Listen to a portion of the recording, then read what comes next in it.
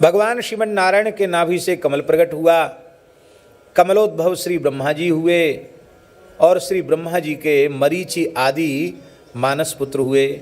मरीचि के पुत्र कश्यप हुए और कश्यप जी की अदिति नाम वाली पत्नी से भगवान आदित्य विवस्वान सूर्य उत्पन्न हुए।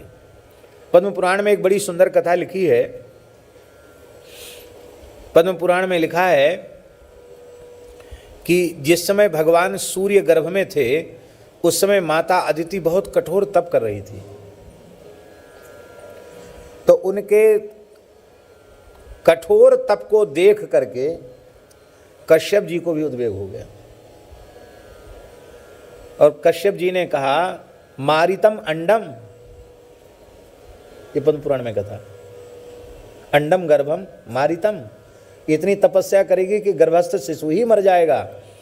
तब भगवती अदिति ने कहा वो अंड ऐसा है जिसका पोषण अन्न जल से नहीं तप से ही उसका पोषण संभव है, इसलिए मैं तप कर रही हूँ, लो आप अपने पुत्र का दर्शन कीजिए। और उन्होंने प्रसव किया, तीनों लोग प्रकाशमान हो उठे। तो मृतात अंडात आगतः, ये तो है ही है, पर वस्तुतः मारितम अंडम, ये भी व्युत्पत्ति व्यास जी ने लिखी है। मार्तंड नाम से भगवान सूर्य विख्यात हुए। भगवान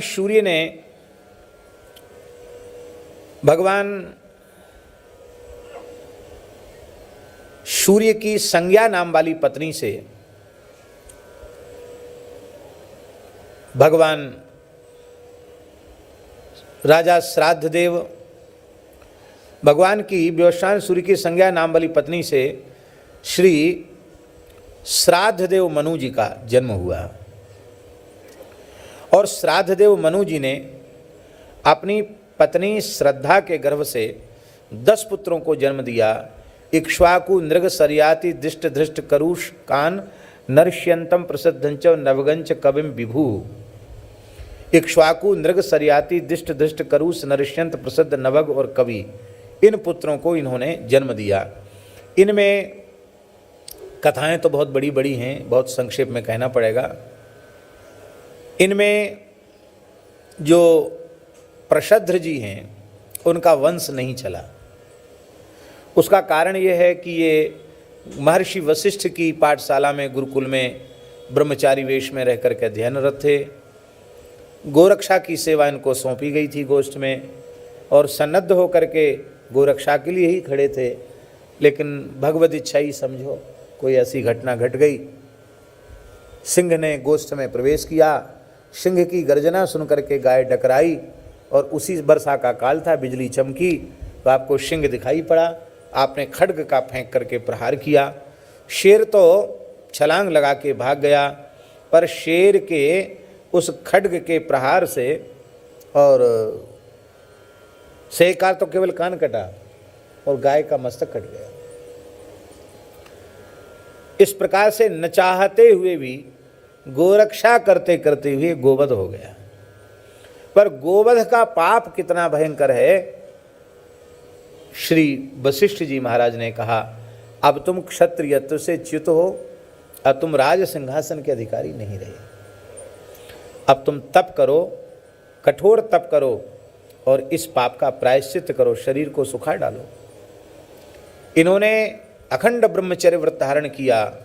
यह ऊर्ध्वरेता ब्रह्मचारी हुए प्रसिद्ध और महान परमहंसों को जो गति प्राप्त होती है वो गति श्री प्रसिद्ध जी महाराज को प्राप्त हुई। भगवत भजन के द्वारा उनका परम कल्याण हुआ।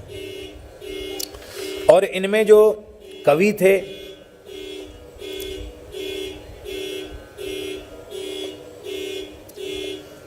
इन कवि के भी कोई संतान नहीं हुई। क्या हो गया?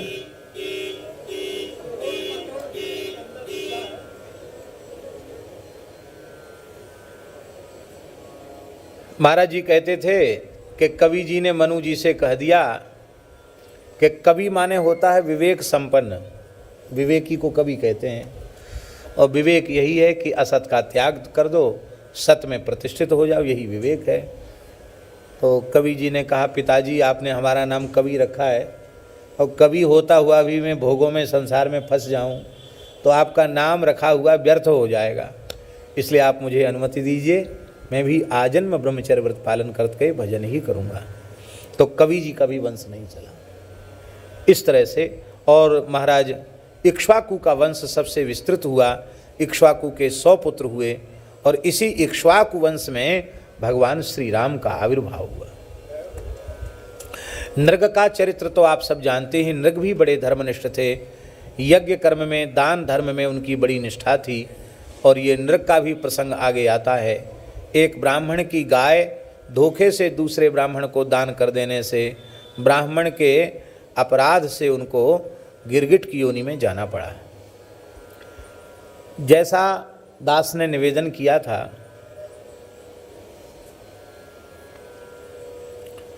आप ऊपर आ जाएं पूज्य स्वामी जी, इधर से आ जाएं पूज्य स्वामी श्री नवल राम जी महाराज।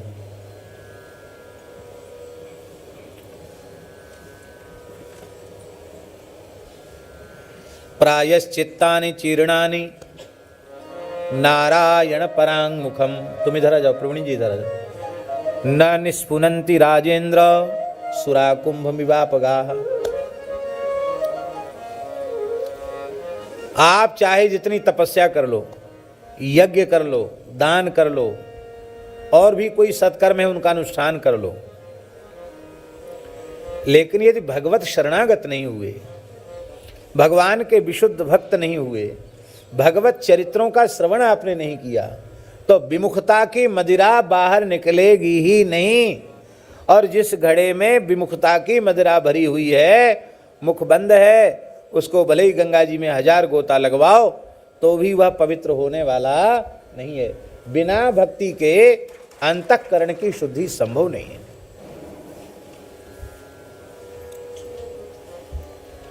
अब देखिए, नृग धर्मनिष्ठ हैं, इसमें किसी प्रकार का कोई संदेह नहीं है। ब्राह्मण्य हैं, इसमें भी किसी प्रकार का कोई संदेह नहीं है। पूर्ण शास्त्रीय जीवन है उनका, इसमें भी कोई संदेह नहीं है। बस एक कमी है, साधु संग नहीं है उनको, भागवतों का संग नहीं है। भागवतों के संग का फल है सताम प्रसंगान मम वीर्य संविदो भवन्ति हृत कर्ण रसायना कथा तज्जोषणा दास्वप वर्ग वर्तमनि श्रद्धा रतिर भक्ति अनुक्रमिष्यति। ये भागवतों के संग से ही प्राप्त होगा, ये नहीं है। ये न होने का परिणाम ये हुआ कि इतना दान करने के बाद भी गिरगिट बनना पड़ा। और महाराज जी विचित्र बात है, भगवान श्री कृष्ण ने अतिशय अनुग्रह करके नृग का उद्धार किया, और भगवान से भी बातचीत करने का तरीका कैसा है नृग का? ले रहे आप हमको नहीं जानते। भगवान और भोरे बन गए, बोले हम क्या जाने महाराज, आप तो बड़े दिव्य पुरुष हो, आप ही अपना परिचय दीजिए, आप कौन हैं? अरे बता, दानियों का नाम सुना है आपने कि नहीं? यदि ते कर्णमस्पृशम, तो दानियों की लिस्ट देखना, उसमें पहला नाम हमारा है। अच्छा, तो हमने तो लिस्ट ही नहीं पढ़ी, पहला दूसरा तो वो जाने जिसने लिस्ट देखी हो। आप ही बताओ कितना दान किया है आपने? तो इतना ही कह देता कि भगवान मुझे स्मृति में नहीं है कितनी संख्या है, जो कुछ किया आपकी कृपा से किया, ये कहता नहीं। बोले यावत्य सिकता भूमे यावत्यो द्वितारकाः यावत्यो वर्षधाराश्च तावतीम अददास्म गाः। वर्षा की जितनी बूंदें हैं, धरती के जितने रजकण हैं, आकाश में जितने तारे हैं, उतनी गायें हमने दान की। कोई कैलकुलेटर हो तो जोड़ के देख लो। गिरगिट क्यों बन गए? बन गए इसलिए भैया धर्माचरण का निषेध नहीं है, वेदोक्त धर्म का निष्ठापूर्वक पालन करना ही चाहिए। वर्णाश्रम धर्म को ज्यों का त्यों मानना चाहिए, ये आधारशिला है भागवत धर्म की। वैष्णव धर्म भागवत धर्म की आधारशिला है, इसको तिरस्कृत करके कुछ नहीं किया जा सकता। इसका सत्कार अवश्य चाहिए, लेकिन भागवत धर्म का आश्रय जरूरी है। नहीं तो देवर्षि भूताप्ति नृणाम पितॄणाम न किंकरो नायमृणी च राजन् सर्वात्मना यः शरणं शरण्यं गतो मुकुन्दं परिहृत्य कर्त्रं गतो मुकुन्दं परिहृत्य कर्त्रं।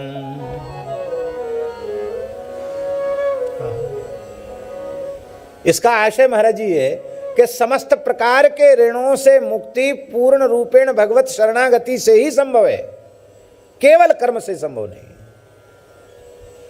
इसलिए संत श्री मलूकदास जी ने कहा,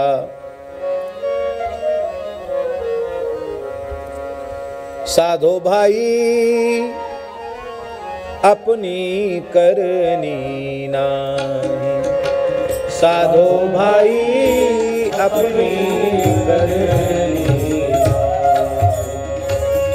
साधो भाई अपनी करनी नाहीं, साधो भाई अपनी करनी, जे करनी का करें भरोसा, जे करनी का करें भरोसा, जे करनी का करें भरोसा, जे करनी का करें भरोसा, तेजम के घर जाहीं, साधो भाई तेजम के घर जाहीं, साधो भाई अपनी करनी नाहीं, साधो भाई अपनी करनी नाहीं। हाँ, ये करनी का करें भरोसा, भगवान का भरोसा नहीं है, कर्म का भरोसा है। मलुकदास जी कहते हैं उनको जमराज के घर जाना पड़ेगा। अरे भाई माइक तो ठीक करो, क्या बात है। साधो भाई अपनी करनी नाहीं, साधो भाई अपनी करनी नाहीं। भगवान का आश्रय नहीं लिया, कर्म का आश्रय लिया, इसीलिए अब तक भटक रहे हो। ना जानू धो कहाँ मुए थे, ना जानू धो कहाँ मुए थे, ना जानू कहाँ आए,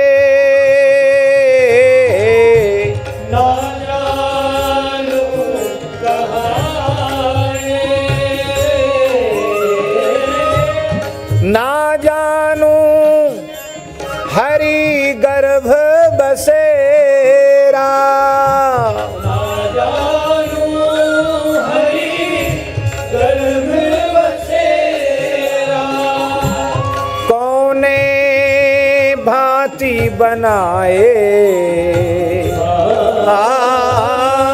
कौने भांति बनाए, साधो भाई अपनी करनी नाहीं, साधो भाई अपनी करनी नाहीं।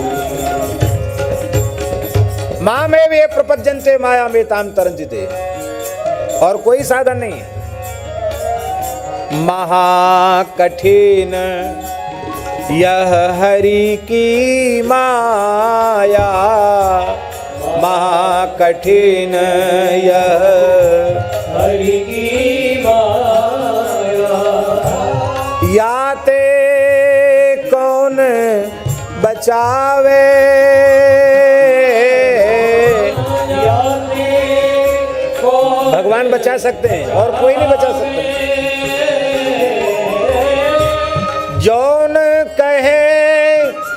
जड़ मूल ही त्यागी। जौन कहे जड़ मूल ही त्यागी। तिनको हाथ लगावे, तिनको हाथ लगावे। उनकी धुनाई करती है माया। साधो भाई अपनी करनी नाई, साधो भाई अपनी करनी नाई। अब शास्त्री जी तो समझेंगे, जौन कहे जड़ मूल ही त्यागी तिनको हाथ लगावे। माया के अस्तित्व को सर्वथा नकारने वाले, इसे कल्पित और मिथ्या मानने वाले, उनको ही माया धुनाई करती है, यदि वे भगवत शरणागत नहीं हुए तो। बड़ा भारी आक्षेप है उनका। जौन कहे जड़ मूल ही त्यागी, जौन कहे मूल ही त्यागी। तिनको हाथ लगावे, तिनको हाथ लगावे। साधो भाई अपनी करनी नाई, साधो भाई अपनी।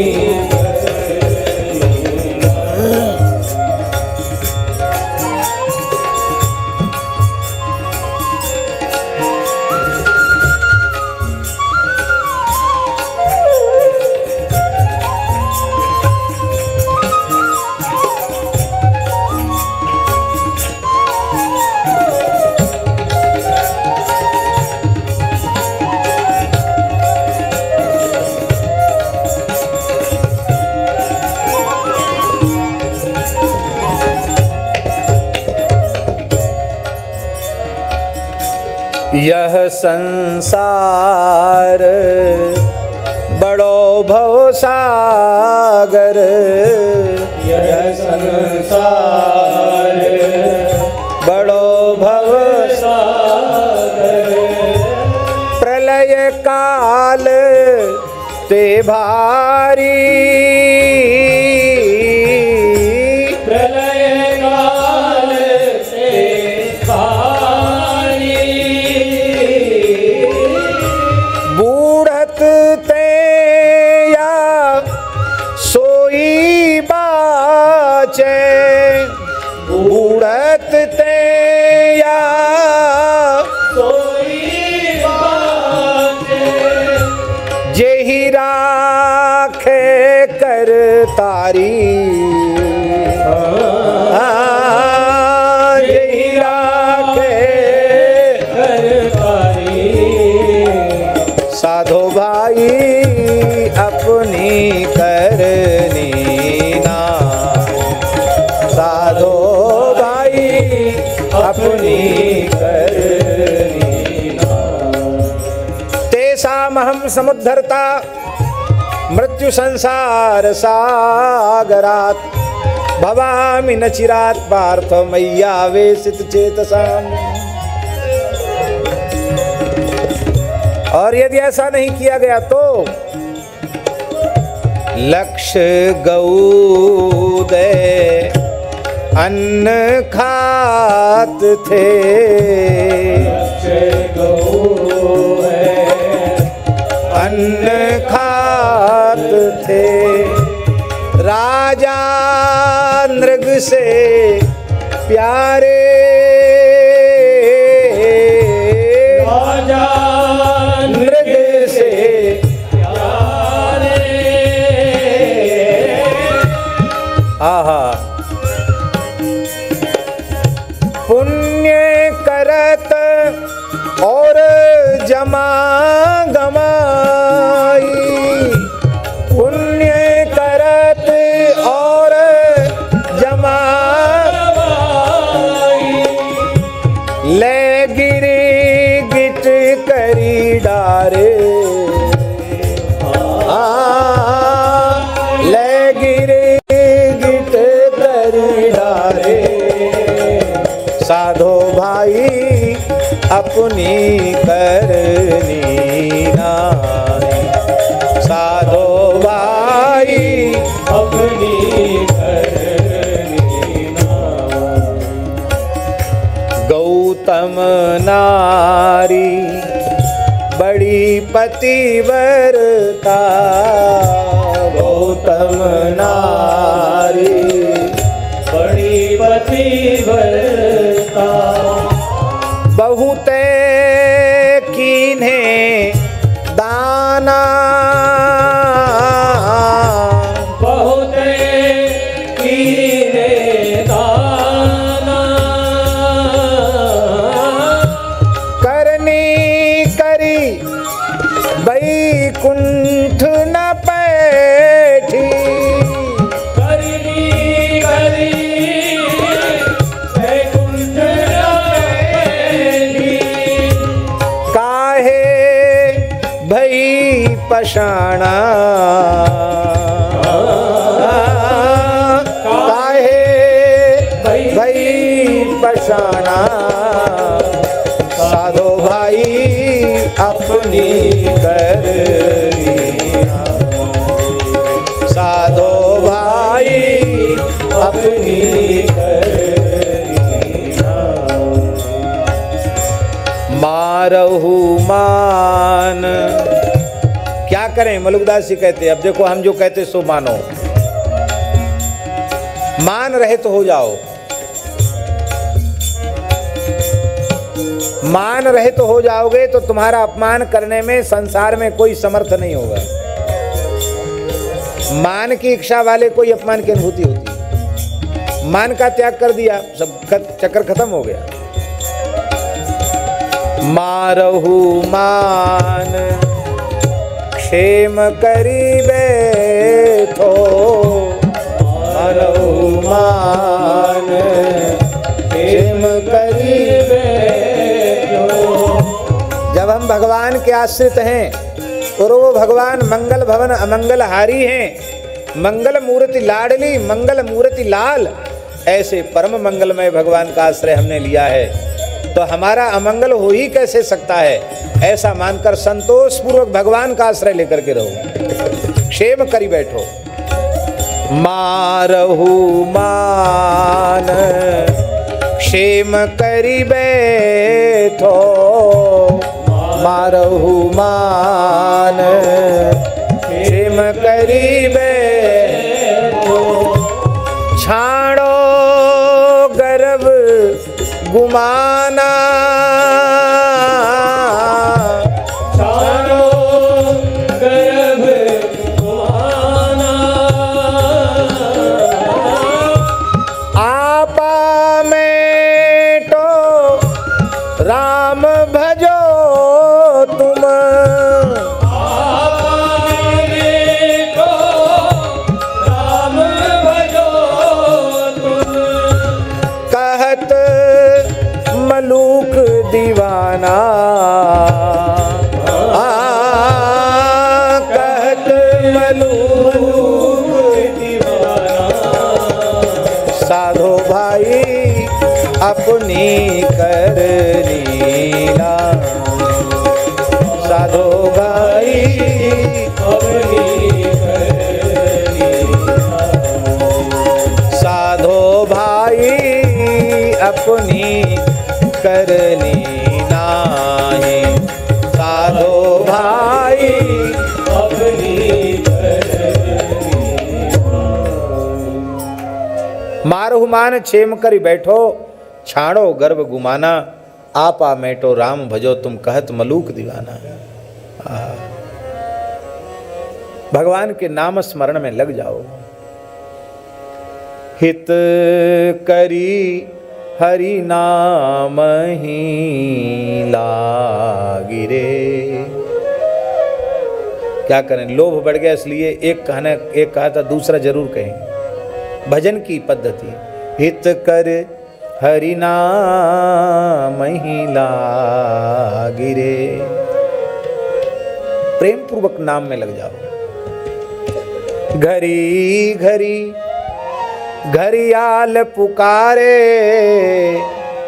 का सोवे उठी जागिरे। ये घड़ी घड़ी घड़ियाल जो बजती ना, 5 आरती 7 आरती, मलुकदास जी कहते हो घड़ियाल यही कहती, जगो जगो भजन में लगो, भजन में लगो, यही बोल रही है घड़ियाल। घड़ी घड़ी घड़ियाल पुकारे, का सोवे उठी जागिरे। चोवा चंदन चुपड़ तेलना, और अलवेली पागरे। सोतन जरे खड़े जग देखो, गूद निकारत कागरे। ऐसा शरीर जल जाता है, नहीं जलाओगे तो कौआ चील नोच के खा जाएंगे। क्या करें महाराज, सब छोड़ के भजन में लग नहीं सकते। ये सब परिवार के लोग तो हमारे ही सहारे हैं, हमारे बिना इनका क्या होगा। बोले माँ तो पिता परिवार सुता सुत, बंधु त्रिया रस त्याग रे। साधु के संगति सुमिर सुचित होई। सुचित होकर स्मरण साधु की संगति से ही होगा। साधु की संगति सुमिर सुचित होई, जो सिर मोटे भाग रे। जिनका बहुत मोटा भाग्य होता है, उन्हीं को सत्पुरुषों का संग मिलता है, हरि भक्तों का संग मिलता है। नहीं महाराज, भक्तों का संग नहीं मिलता, सब कुछ मिल जाएगा। तो महाराज जी, बड़ी विलक्षण बात है, बड़ी सुंदर बात है कि नृग जैसे महान दानवीर का भी कल्याण नहीं हुआ। तब तक कल्याण नहीं हुआ जब तक भगवान के चरण का दर्शन नहीं हुआ। भगवान का चरण स्पर्श हुआ तभी ना कल्याण हुआ। ये है।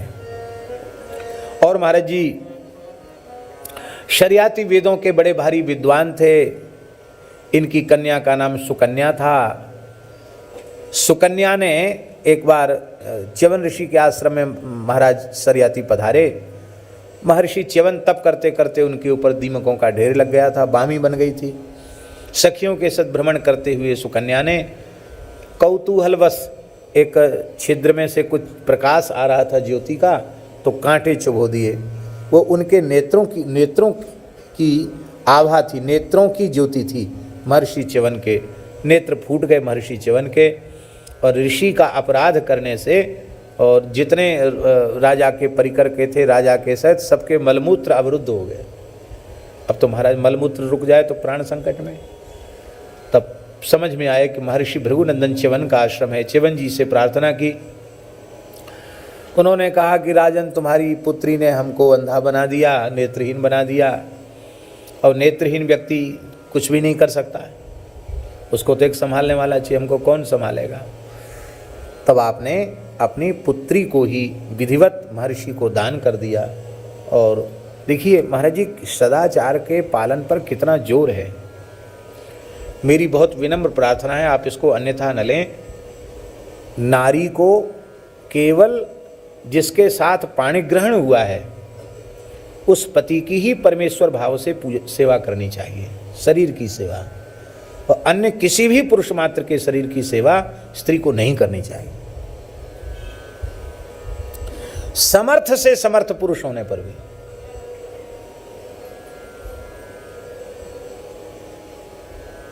भले आप उसको बहुत समर्थ व्यक्ति मानते हो, तो भी जो अपनी प्राचीन ऋषियों की मर्यादा है, उस मर्यादा का कभी अतिक्रमण नहीं करना चाहिए। सीधे ही नहीं कहा कि अपनी बेटी को हमारी सेवा में रख दो, उसकी विधि है। अब वह पत्नी हो गई है तो पति की सेवा करना उसका धर्म है। वैसे किसी नारी से अपने देह की सेवा करवाना यह तपस्वी के लिए उचित नहीं है। दूसरी बात यह है कि इन ऋषियों के जो जीवन में उदाहरण मिलते हैं, ये ऋषि चतुर्थाश्रमी नहीं है। उनको गृहस्थ में प्रवेश करने की का अधिकार, शास्त्रीय अधिकार प्राप्त है, किंतु गृह त्याग करने के बाद और किसी भी प्रकार से यदि पुनः कोई गृहस्थाश्रम में प्रवेश करता है तो उसे वांताशी कहा जाता है, कुत्ता कहा जाता है, आरूढ़ पतित कहा जाता है। इसलिए भगवत कृपा से यदि संत का वेश प्राप्त हो जाए, चतुर्थाश्रम की दीक्षा प्राप्त हो जाए, तो अत्यंत दीनतापूर्वक, नम्रतापूर्वक हरिगुरु संतों की सेवा करते हुए, गौ ब्राह्मण की सेवा करते हुए, निरंतर नाम जप करते हुए, सत्संग करते हुए जीवन को बचा करके, पवित्र बना करके रखना चाहिए।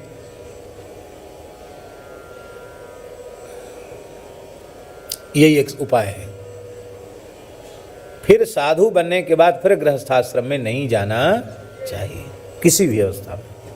बोलो वृंदावन बिहारी लाल की। इसलिए ऋषियों का उदाहरण, आजकल ऐसा हो गया शास्त्री जी, आजकल ऐसा हो गया, ऋषियों का उदाहरण तो कहते हैं कोई बात नहीं, बड़े बड़े ऋषि लोग, अरे भाई उनका आश्रम अलग है, तुम्हारा आश्रम अलग है। ये स्थिति ही इसलिए बनती है कि हम लोग न तो शास्त्रों को पढ़ते हैं, न चिंतन करते हैं, और कहने वाले लोग भी, उनको स्वयं कोई ज्ञान नहीं है कि हम क्या कह रहे हैं। इस कारण से ऐसी विसंगतियां आती हैं। धन्य है महर्षि च्यवन की सेवा सुकन्या ने की और अपनी सेवा से उन्हें संतुष्ट कर लिया। संतुष्ट ही नहीं किया, उन्होंने कृपा की। अश्विनी कुमार, देव वैद्य अश्विनी कुमार आए और महर्षि की वृद्धावस्था समाप्त हो गई, पुनः नेत्र ज्योति, सुंदर नेत्र हो गए। नेत्र की क्या चले महाराज, इतने सुंदर हो गए च्यवन जी कि शरियाती जब अपनी बेटी से मिलने आए तो उन्होंने दिव्य महल में एक देवता के 25 वर्ष की सी आयु के एक युवा देवता जैसे कांति वाले एक पुरुष के साथ अपनी कन्या को बैठे देखा तो उनको बड़ी पीड़ा हुई। सुकन्या जैसे ही पितृचरणों में प्रणाम करने के लिए आगे बढ़ी तो महाराज श्राद्ध देव मनु जो हैं, शरियाती महाराज जो हैं, वो पीछे हट गए। उन्होंने कहा अरे तुमने मनुवंश कलंकित कर दिया, एक महान वृद्ध तपस्वी ऋषि की सेवा में हमने तुमको दिया था, अब वो ऋषि कहाँ चला गया, तो तू किस पुरुष के साथ बैठी है। उसने कान पर हाथ रखे, बोले महाराज ऐसा मत कहें, मैं आपकी बेटी हूँ तो कुमार्ग में कैसे जा सकती, ये आपके जामाता महर्षि च्यवन ही हैं। अब तो बड़ी प्रसन्नता हुई और च्यवन जी को फिर अयोध्या जी बुलाया गया। बोले हमें ऐसे वैसे नहीं आते, साधु ब्राह्मण ऐसे कहो चले आओ, फालतू बैठे हैं, यज्ञ करो, कथा करो, भोज भंडारा करो तो आएंगे, नहीं तो काहे को आएंगे। तो यज्ञ का आयोजन किया गया और उस यज्ञ में उन्होंने अपने ब्रह्म बल से इंद्र के मान का मर्दन किया और अश्विनी कुमारों को सोमपान का अधिकार दिलाया। ऐसा अद्भुत चरित्र है। बोलो भक्तवत्सल भगवान की। ये बात इसलिए हमने कह दी कि फिर आगे कहने का समय रहेगा नहीं। नभग जी के पुत्र नाभाग हुए और नाभाग के पुत्र अम्बरीश जी हुए जो महाभागवत हुए, उनकी चर्चा हम आगे करेंगे। वैवस्वत मनु पहले संतानहीन थे और उस समय उनके कुलपुरोहित श्री वशिष्ठ भगवान ने संतान प्राप्ति के लिए मित्रा वरुण का यज्ञ करवाया। मित्रा वरुणयोः इष्टिम प्रजार्थम अकरोत् प्रभु, संतान उत्पत्ति के लिए कराया। लेकिन महाराज जब फल प्राप्ति हुई तो विचित्र स्थिति हो गई। पुत्र का जन्म न होकर कन्या का जन्म हो गया। पुत्र का जन्म न होकर के कन्या का जन्म हो गया। श्री वृंदावन बिहारी लाल की। पुत्र का जन्म न होकर के कन्या का जन्म हो गया। तो कोई कन्या के जन्म से महाराज श्राद्ध देव मनु को अप्रसन्नता भई हो, ऐसी बात नहीं है। स्कंद पुराण का श्लोक है, लिखने योग्य श्लोक है। 10 पुत्र समा कन्या 10 कन्या समो तरुः। 10 पुत्रों के समान एक पुत्री होती है, एक बेटी होती है। 10 बेटों के समान एक बेटी होती है। लोग कहते हैं कि सनातन धर्म में स्त्रियों का आदर नहीं है। आप पढ़ते ही नहीं, आप सुनते ही नहीं। पूरे संसार में वैदिक हिंदू सनातन धर्म में नारी मात्र का जो आदर है, वो आदर इस संसार में नारी का ऐसा आदर किसी धर्म में नहीं है, किसी परंपरा में।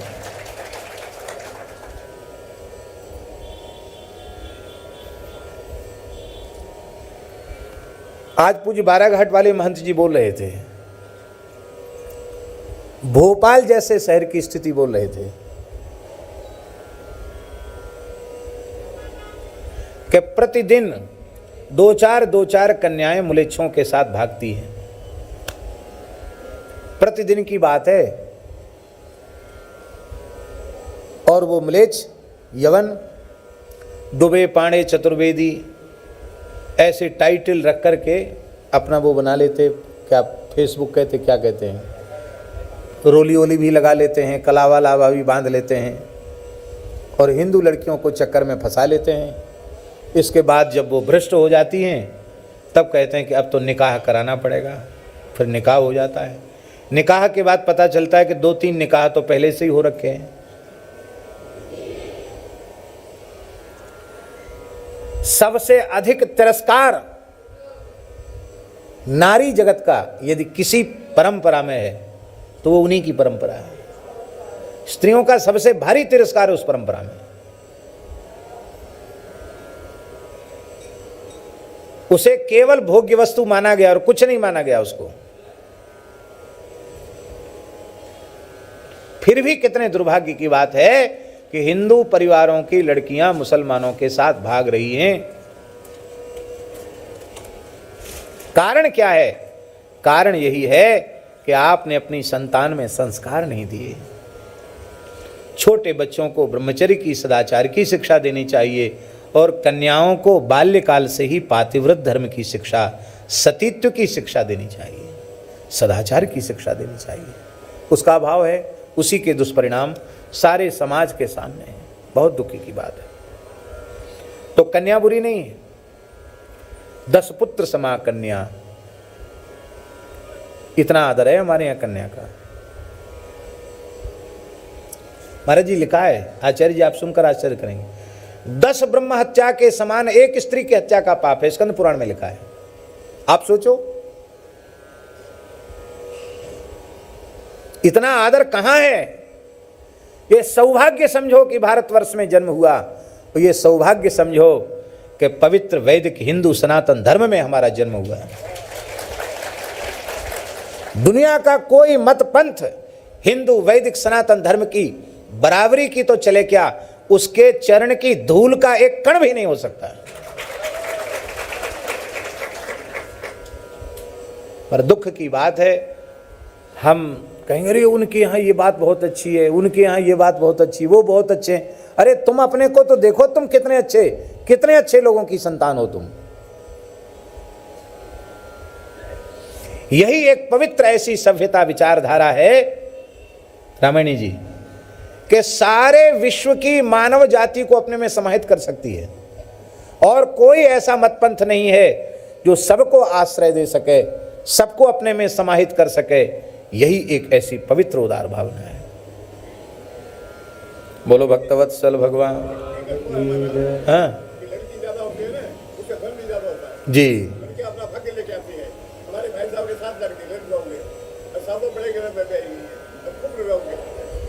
कितनी अच्छी बात कह रहे हैं। ये कहते जिसकी लड़की ज़्यादा होती उसके जीवन में धर्म ज़्यादा होता है? क्योंकि लड़के तो अपना पुरुषार्थ करते आगे बढ़ते हैं और लड़की तो अपना भाग्य लेकर के आती हैं। वो अपने अच्छे घरों में जाएंगी और पिता से कुछ ना कुछ धर्म करवा के ही रहती हैं। करवा के नहीं रहती, जीवन भर करवाती रहती हैं। फिर देवता होंगे, उनकी भी सेवा। हाँ, अनुभव की बात है।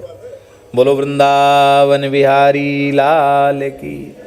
तो कन्या हो गई, इससे उनको कोई तकलीफ नहीं थी, पर उनका कहना यह था कि जब संकल्प पढ़ा गया पुत्र का और हो गई पुत्री, तो आप जैसे महान ऋषि का संकल्प व्यर्थ हो जाएगा तो सत्य की रक्षा कैसे होगी।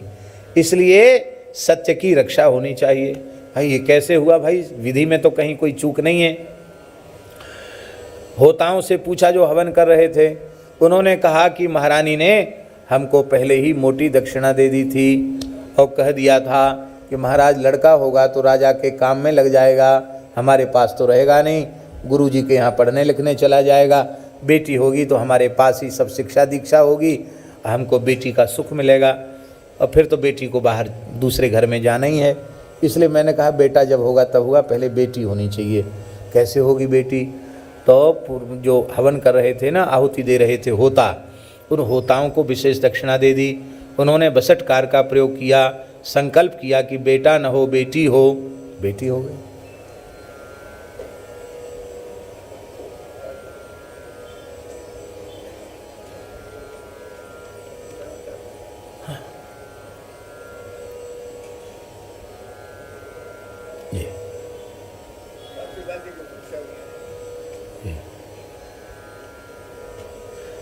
बेटा नहीं हुआ महाराज, बेटी हो गई।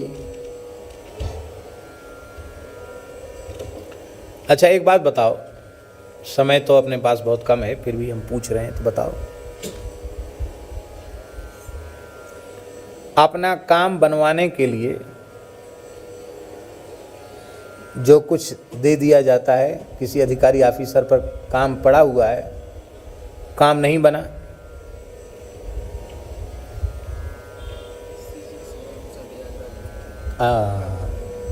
बड़ी कृपा की आपने, जय हो जय हो जय।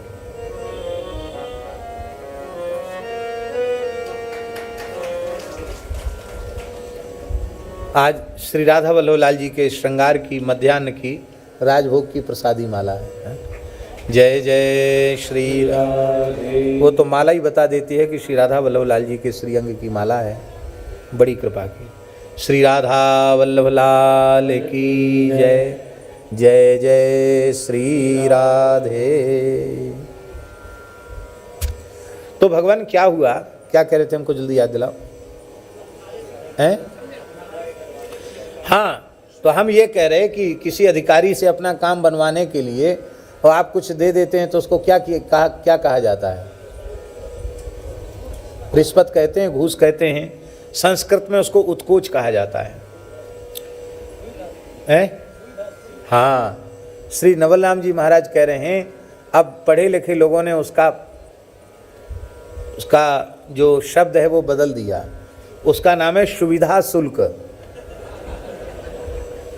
आपका काम सुविधा पूर्वक हो जाए, इसके लिए कुछ आपको देना पड़ेगा। न्यायोचित काम के लिए भी देना पड़ता, ये दुख की बात है।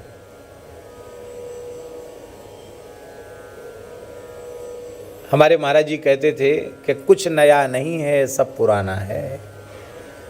उस जमाने में भी, सतयुग में भी घूस रिश्वत की घटना घट गई, और वो भी दूसरे लोगों में नहीं, ब्राह्मणों ने ले लिया। अरे जी तुमको दक्षिणा मिलनी है आखिरी में, तो उसके पहले तुमने अलग से रानी जी से भेंट विदाई क्यों ले ली? तो पहले बहुत यदा कदा घटनाएं घटती थी, और अब ये अधिक संख्या में हो गई, इतना ही अंतर है। बाकी महाराज जी कहते थे कुछ पुराना नहीं है, कुछ नया नहीं है, सब पुराना ही है। तो संकल्प की रक्षा होनी चाहिए, संकल्प की रक्षा नहीं होगी तो बड़ा अनुचित होगा। बोले ठीक है, संकल्प की रक्षा होगी। और महाराज जी, वशिष्ठ जी महाराज ने अपने तपोबल से, अपनी शक्ति के बल से, और आपने उस इला नाम वाली कन्या को सुद्युम्न नाम के राजकुमार के रूप में परिवर्तित कर दिया। ये वशिष्ठ जी की सामर्थ्य है। इसलिए गोस्वामी जी ने कहा, सो गुसाई जेहि विधि गति छे की, सके कोटारी टेक जो टेकी। सो गुसाई जय विधि गति छेकी, सके कोटारी टेक जो टेकी। तुम त्रिकाल दर्शी मुनि नाता, विश्व बदरी जिमें तुम्हारे हाथा। ऐसे समर्थ वशिष्ठ जी महाराज हैं। लेकिन एक बात है इस पूरे चरित्र में, भवितव्यतावश जो घट जाए, हो जाए, उसे स्वीकार कर लेना चाहिए। उसमें ज्यादा चतुराई नहीं दिखानी चाहिए कि नहीं ऐसा नहीं, ऐसा ही होना चाहिए। हो गया सो हो गया। ऐसा क्यों हुआ? क्योंकि कन्या को ही पैदा होना था, तुलसी जसि भवतव्यता, तैसी मिले सहाय, आप न आवे ताहि पे ताहि तहां ले जाए। और ये सुद्युम्न राजकुमार शिकार खेलने गया जंगल में, और भगवान शिव के द्वारा शापित वन में प्रवेश कर गया। उस शापित वन में भगवान शिव का शाप था, जो इसमें प्रवेश करेगा वो स्त्री हो जाएगा। भगवान शिव ही एकमात्र उसमें पुरुष हैं, बाकी पार्वती और उनकी सखियां हैं। एक बार इसी वन में भगवान शिव विराजे थे पार्वती जी के साथ, एकांत में बैठे थे, कुछ चर्चा हो रही होगी। उसी बीच में भगवान शनकादिक ऋषियों के सहित वहाँ पधारे। जय हो देवाधिदेव महादेव की जय हो। पार्वती जी को बड़ी व्रीड़ा हुई, बड़ी लज्जा हुई, और उन्होंने कहा महाराज कोई महल मकान तो आपने बनाया नहीं, जैसे गृहस्थ बनाते, कम से कम एक कमरा तो बनाते हैं। बट के नीचे बैठे हैं, कोई पर्दा भी नहीं लग रखा है, तो आखिर तो हम गृहस्थ हैं। ये महात्मा दिनों रात आपको घेरे रहते हैं और हमेशा कुछ न कुछ पूछते रहते हैं। कभी एकांत में हमको भी पूछने की इच्छा हो तो हमको भी तो समय मिलना चाहिए कि नहीं? मैं आपकी अधिकृता पत्नी हूँ। भगवान शंकर बोले ऐसा है, अब तुमको ही यहाँ समय रहेगा, यहाँ एक रूप से मैं विराजमान रहूँगा, और जो भी पुरुष मात्र इसमें प्रवेश करेगा वो स्त्री हो जाएगा। तो वहाँ पुरुष एकमात्र भगवान शिव हैं, बाकी भगवती जगदम्बा पार्वती और उनकी सहचरियाँ हैं, सखियाँ हैं। उस वन में इसका प्रवेश हो गया, और महाराज जी जैसे ही उस वन में इसका प्रवेश हुआ वो तुरंत स्त्री हो गया, वो तुरंत स्त्री हो गया। और तो और इसके जितने सिपाही थे सब स्त्री हो गए, घोड़ा भी घोड़ी हो गया, और जितने घोड़े थे सब घोड़ी हो गए। सब एक दूसरे को देखकर बड़े आश्चर्य में पड़ गए कि हुआ क्या भाई चमत्कार, हम सब स्त्री हो गए। एक दूसरे को देखकर हंसने लग गए कि ये क्या हुआ।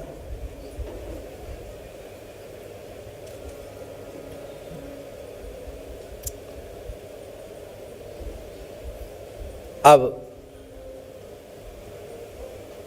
ये स्त्री ही नहीं हो गया सुद्युम्न, उस वन से आगे ये लोग बढ़े तो वहाँ एक सरोवर के तट पर चंद्रमा के पुत्र बुध तपस्या कर रहे थे। उन्होंने इस स्त्री बने हुए सुंदर ये जो सुद्युम्न नाम का राजकुमार था, जो सुंदरी स्त्री बन गया था, इसको देखा तो गांधर्व विधि से उससे विवाह कर लिया।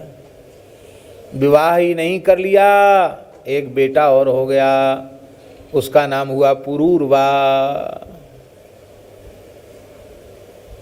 अब गोद में खिला रहे बेचारे, सोचे हम तो राजकुमार थे अयोध्या के, ये हुआ क्या, स्त्री भी बन गए, गर्भ भी धारण कर लिया, बच्चा भी हो गया।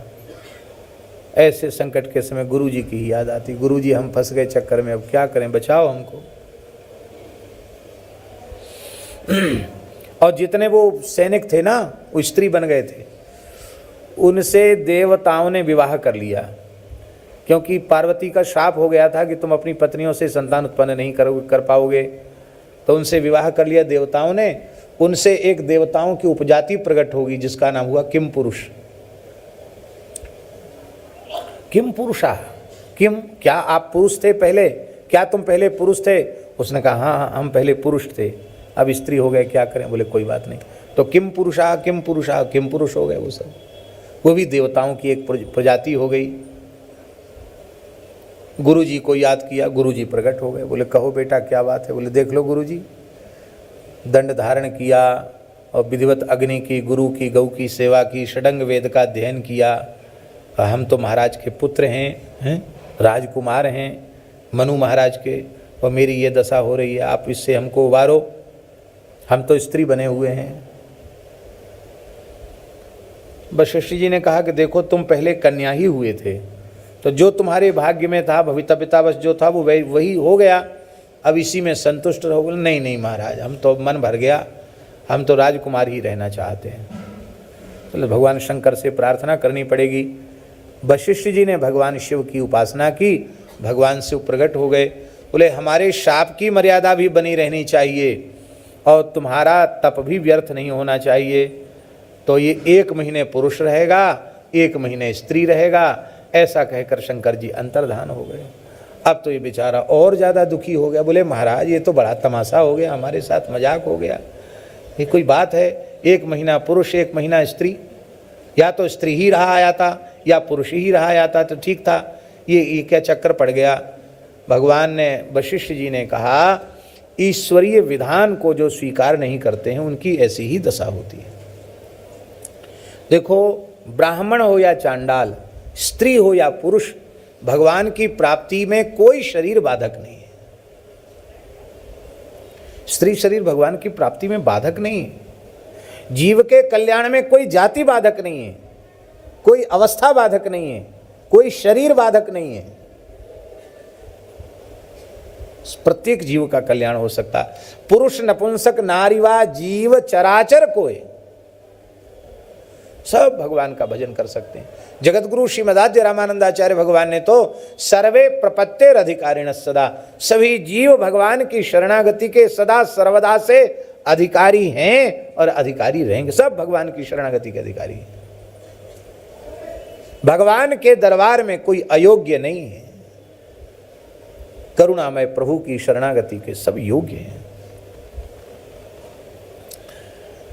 सुद्युम्न जी आ गए अयोध्या जी लौट के। 1 महीने तो अंतःपुर में रहते, स्त्री शरीर में रहते, और 1 महीना बाहर रहते, राजकुमार के रूप में रहते।